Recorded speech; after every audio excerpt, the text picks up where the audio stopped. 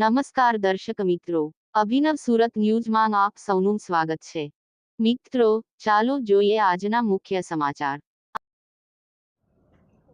દર્શક મિત્રો, આપ જોઈ રહ્યા છો એ ભાવનગર ધોલેરા રોડ ઉપર મુસાફરો ભરેલી લક્ઝરી બસ પલટી મારી હતી એના છે. આ અકસ્માત માંગ બસ રોડ ઉપર પલટી મારી ગઈ હતી અને અંદર બેઠેલા તમામ મુસાફરોનો આબાદ બચાવ થયેલ છે. સદનસીબે કોઈ જ જાનહાનિ થઈ નથી. મુસાફરોને નાની મોટી સામાન્ય ઈજાઓ થઈ હતી. બ્યુરો રિપોર્ટ અભિનવ સુરત ન્યૂઝ. એડિટર પ્રકાશ પટેલ. રિપોર્ટર જિજ્ઞેશ પ્રજાપતિ અને ભાવિન તમાકુવાલા.